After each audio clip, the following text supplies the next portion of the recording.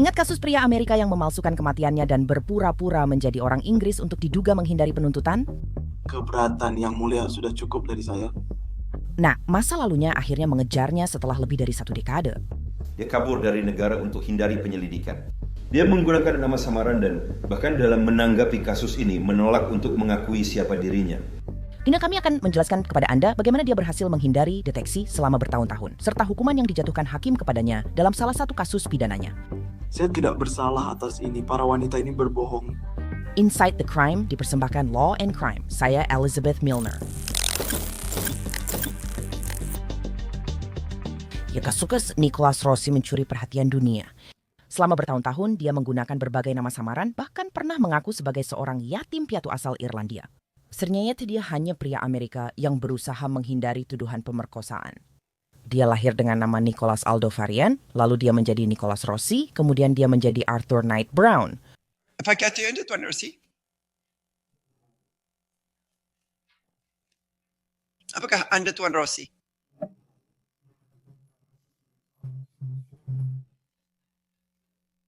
Apakah itu berarti ya? Nama saya Alvin. Sepertinya aku harus masuk penjara. Ulangi apa yang dia katakan. Aku benar-benar kesulitan mendengarnya.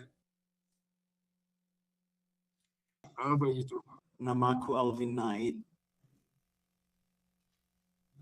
Namanya Arthur Knight.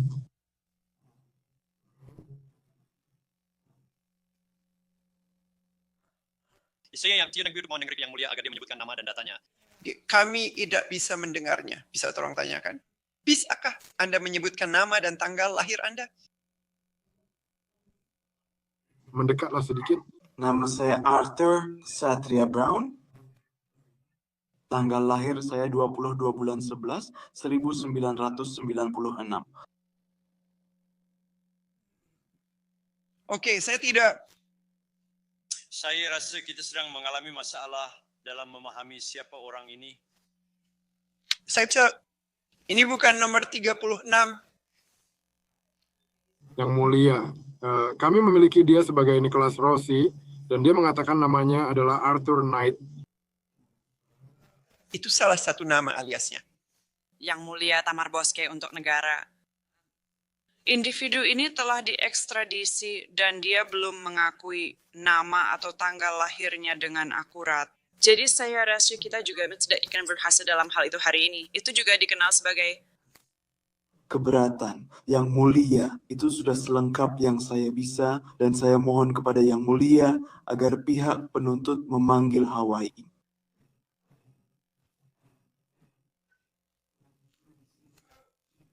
Jadi Tuan Knight, saya akan... Pertama, saya mengajukan banding di Mahkamah Agung. Namun kurang dari 9 bulan setelah sidang, dia mengaku Arthur adalah Nicholas dan sebaliknya. Inti dari argumen negara adalah bahwa ada bukti yang jelas dan meyakinkan bahwa Tuan Rossi kemungkinan besar akan melarikan diri dari yurisdiksi pengadilan jika dia dibebaskan dengan jaminan.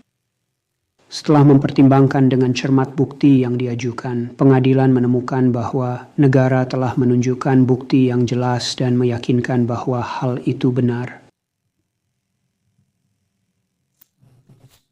Fakta-fakta yang diperselisihkan seputar keberangkatan Tuan Rossi dari Amerika Serikat dan kepulangannya melalui ekstradisi menunjukkan bahwa kemungkinan dia melarikan diri dari yurisdiksi pengadilan jika dibebaskan dengan jaminan sangat besar. Pengadilan sampai pada kesimpulan tersebut berdasarkan fakta-fakta berikut.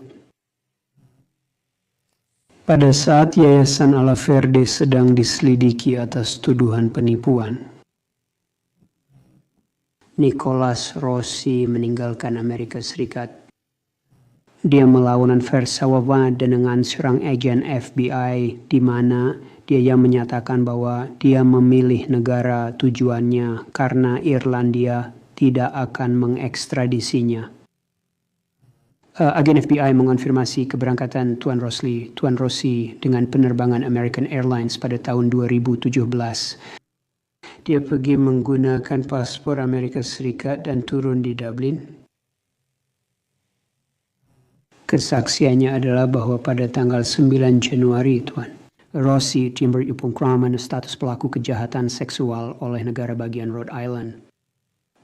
Keesokan harinya diumumkan di situs web Yayasan Alverde bahwa Tuan Rossi mengidap kanker.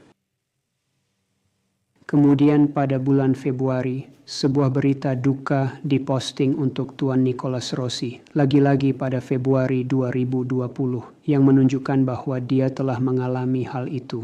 Tuan Rossi telah meninggal dunia dan telah dikremasi serta dikebumikan di laut dengan hanya istri dan anak-anaknya sebagai saksi. 7 hari sebelum berita kematian ada dipublikasikan, Tuan Rossi atau seseorang memposting di akun media sosialnya bahwa dia telah menikah dengan Miranda Knight. Sebenarnya Tuan Rossi belum meninggal, dia terus menjalankan urusannya di Eropa. Tuan Rossi dengan tegas membantah bahwa dirinya adalah Nicholas Rossi dan mengklaim bahwa dia adalah Arthur Knight. Akhirnya proses ekstradisi itu membuat dia dikembalikan ke negara bagian Utah, dikembalikan ke Amerika Serikat, lalu ke negara bagian Utah, di mana hal itu dikonfirmasi. Dan ini tercantum dalam transkrip sidang pendahuluan. Dikonfirmasi bahwa sampel DNA dari terdakwa adalah untuk Nicholas Rossi dan kecocokan DNA tersebut telah dikonfirmasi.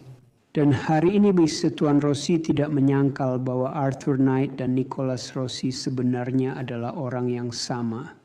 Memang benar bahwa Tuan Rossi saat ini menghadapi kondisi kesehatan yang mungkin membuat pelariannya dari Amerika Serikat menjadi lebih sulit. Tapi saya tidak yakin bahwa hal itu akan mencegah hal itu terjadi, bahwa kondisi-kondisi tersebut akan mencegah hal itu terjadi. Ia memiliki istrinya di Inggris yang secara berkala memberinya uang. Uang itu bisa membantunya dalam kemungkinan pelariannya. Dia tidak memiliki ikatan apapun dengan negara bagian Utah. Dia senang menghadapi tuduhan pemerkosaan di Salt Lake County. Ini insentif kuat untuk kabur dari yurisdiksi dan sudah pernah melakukannya sebelumnya. Karena alasan-alasan ini, pengadilan menyimpulkan negara bagian telah memenuhi beban pembuktian. Saya merisaukan bahwa Tuan Rossi ditahan tanpa jaminan. Ya, untuk memahami bagaimana kita sampai pada kasus khusus ini, kita harus kembali ke tahun 2008. Saat itulah Nicholas bertemu dengan pacarnya saat itu. Atas kami tidak akan menyebutkan nama mantan pacarnya dan ada alasannya. Jadi mereka berdua bertemu secara online pada waktu itu dan memulai hubungan romantis. Namun jaksa menilai Nicholas tidak seperti yang ia perlihatkan. Nick tampak baik, terdidik, dan cerdas. Dengan sangat cepat, dia mulai menekan untuk menikah dengannya. Dia tidak yakin, tapi dia sangat menawan. Dan dalam waktu 2 minggu setelah mereka bertemu langsung, mereka sudah bertunangan. Mereka di mal lalu mampir ke toko perhiasan. Dan dia menekannya untuk membeli cincin tunangan untuk mereka berdua. Dengan dia yang harus membayar cincin-cincin itu. Derek mengisi aplikasi kredit hari itu. Dan setelah mereka bertunangan, Nick mulai bersikap berbeda. Dia menekannya untuk meminjamkan lebih dari $1,000 kepadanya. Dia selalu ingin jadi pusat perhatian dan suka mengontrol. Dia selalu menuntut untuk menjadi orang yang menyetir, bahkan ketika mereka sedang berada di mobilnya. Dia bersikeras untuk menjadi peran yang membuat keputusan, dan dia mengkritik apa yang dia kenakan. Dia mengkritik pakaiannya. Beberapa minggu setelah mereka bertunangan, dia sudah cukup. Dia memberitahunya bahwa dia sudah selesai dengan hubungan itu. Dia melepas cincin tunangan dan melemparkannya ke tasnya. Mereka sedang berserah di mall lagi, dan dia pergi ke garasi parkir untuk masuk ke mobilnya. Alih-alih menerima akhir hubungan mereka, dia mengikutinya. Saat dia mengunci diri di mobil, dia berdiri menghalangi jalan keluarnya dari parkiran. Dan dia berteriak padanya, lalu memukul mobilnya dengan tangannya. Dia ketakutan dan akhirnya dia menyerah, lalu membiarkan dia masuk ke dalam mobil. Dia mengantarnya ke rumahnya untuk menurunkannya dan pergi. Ketika mereka sampai di sana, dia menolak keluar dari mobilnya. Dia mengancamnya dan terus berteriak padanya selama hampir 1 jam. Akhirnya dia tenang dan memintanya masuk untuk bicara.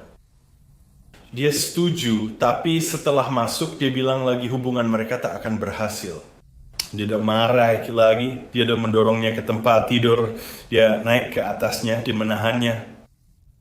Dia menarik turun celana dan pakaian dalamnya.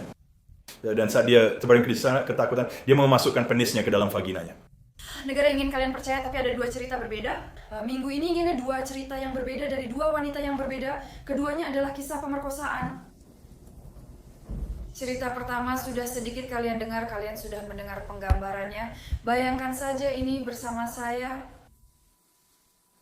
Cerita pertama tentang ibu berusia 26 tahun. Dia sedang berada di puncak masa mudanya, baru saja mulai menata hidup. Dan di puncak itu dia mengalami kecelakaan yang membuatnya mengalami cedera otak serius, cedera otak traumatis.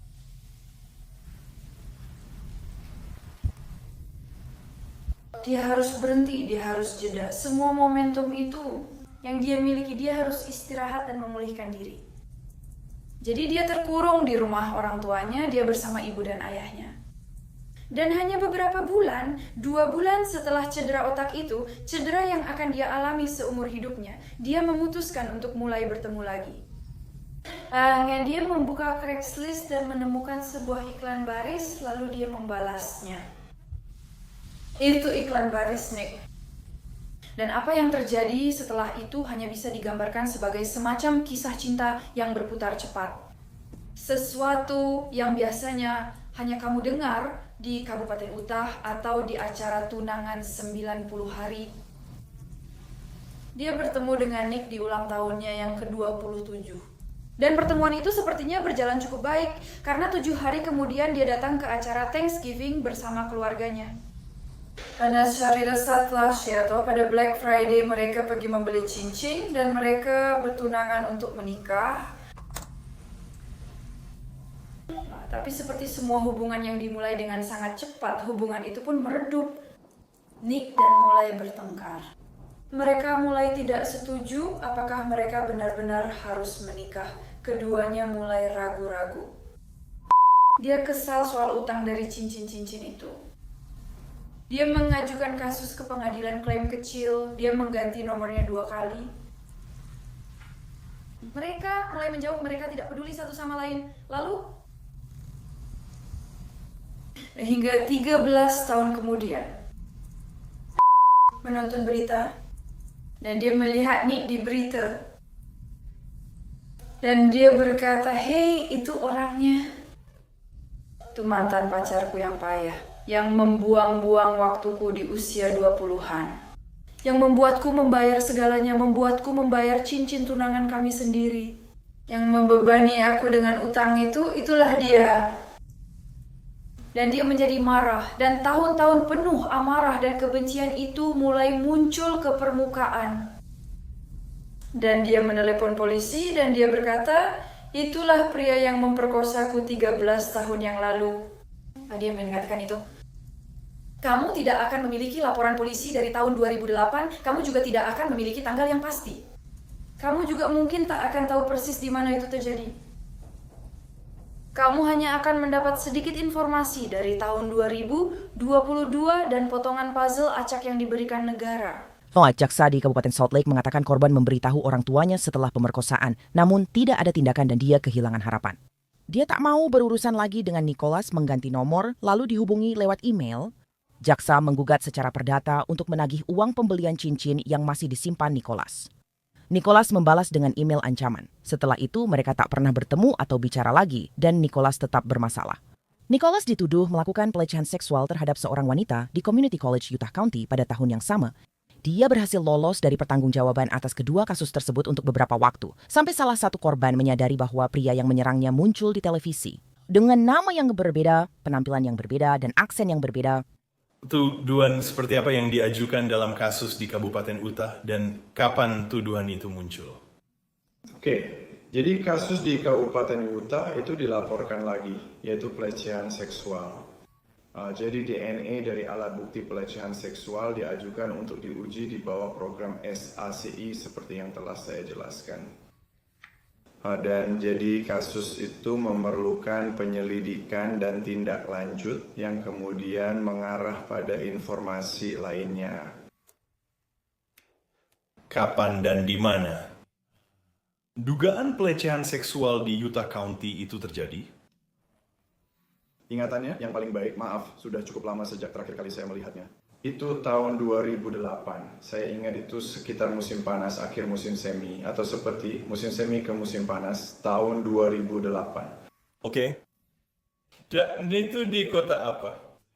Forum adalah lembaga pelaporannya. Oke.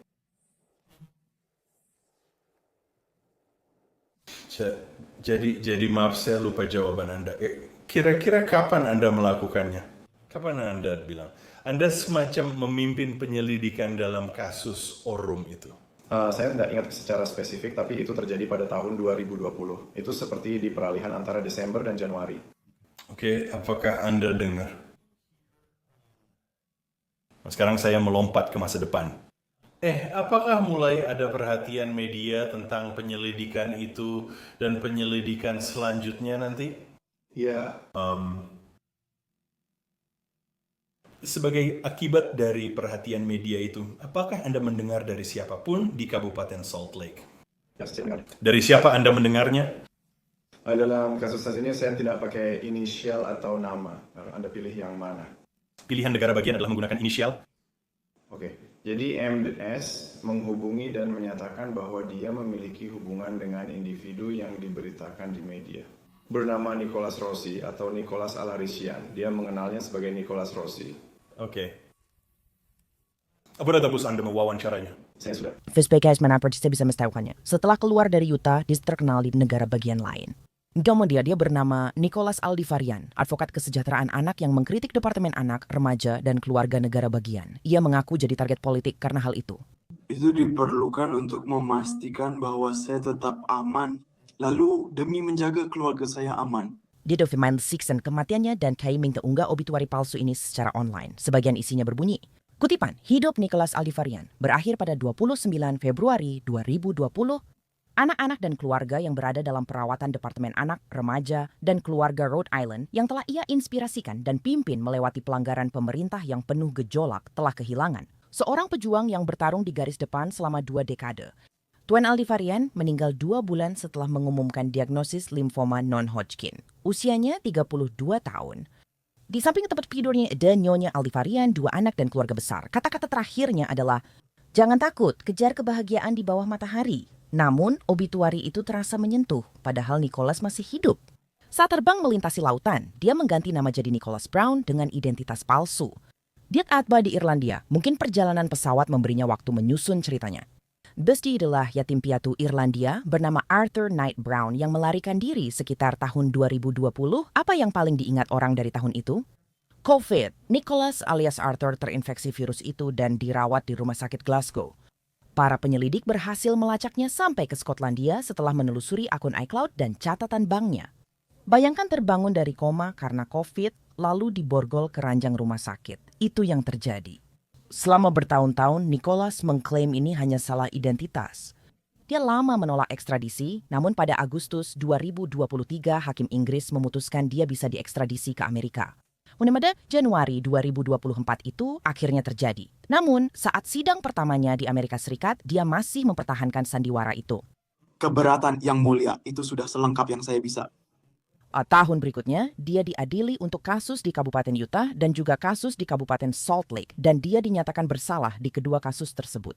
Negara bagian Utah versus Nicholas Edward Rossi, nomor kasus 221906768. Kami, para juri dalam kasus di atas, dengan suara bulat memutuskan terdakwa sebagai berikut untuk dakwaan pertama pemerkosaan, bersalah.